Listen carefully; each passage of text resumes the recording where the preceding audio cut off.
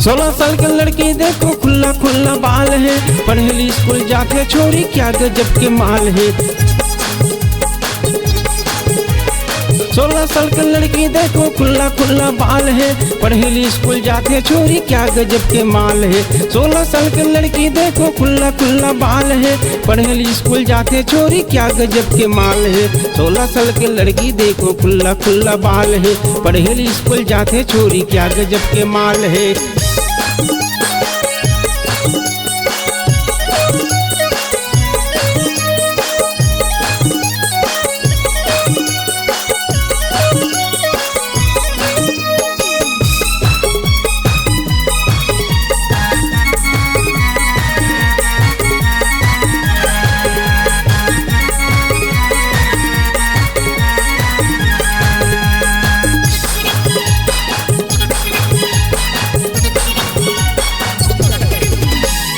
काफिला लगाए रहे थे टूरी अपन छाती में, दूसरे मन जमाना संगी मरे जाही पार्टी में। काफिला लगाए रहे थे टूरी अपन छाती में, दूसरे मन जमाना संगी मरे जाही पार्टी में।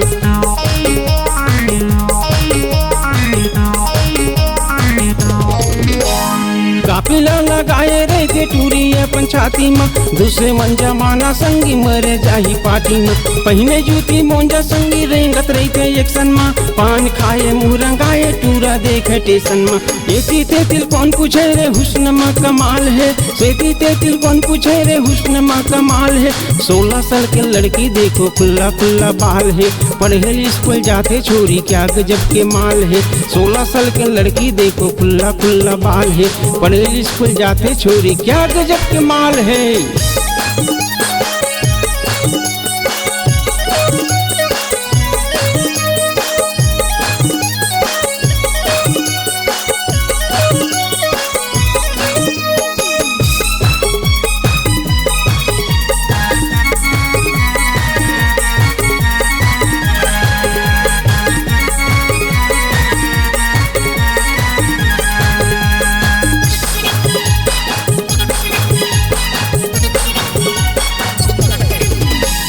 एक हाथ में घड़ी पहने एक हाथ में कंगना, हिरनी जैसे रिंगना हवा छातिल मारे टिंगना।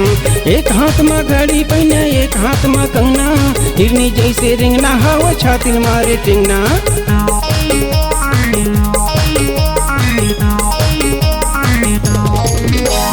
एक हाथ में घड़ी पहने एक हाथ में कंगना, हिरनी जैसे रिंगना हवा छातिल मारे टिंगना। कहाँ ले पैदाइश हो गई रुक के है रानी, देखैया के मुँह संगी आजा तेरे पानी। रसगुल्ला कस भरे जवानी जवानी रफ्तार है, रसगुल्ला कस भरे जवानी जवानी रफ्तार है। 16 साल के लड़की देखो खुला खुला बाल है, पढ़ेली स्कूल जाते छोरी क्या गजब के माल है। 16 साल के लड़की देखो खुला खुला बाल है, पढ़ेली स्कूल जाते छोरी क्या गजब के माल है।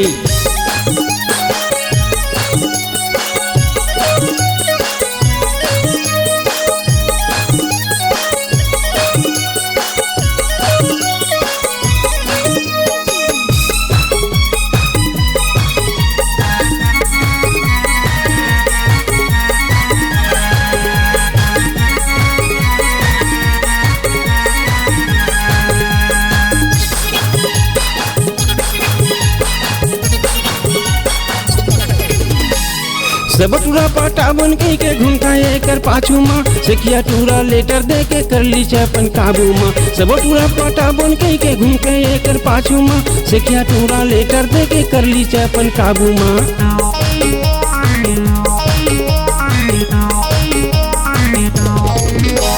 सब पटा बन के घूमता एकर पाछू माँ, सेखिया टूरा लेटर दे के कर ली अपन काबू माँ।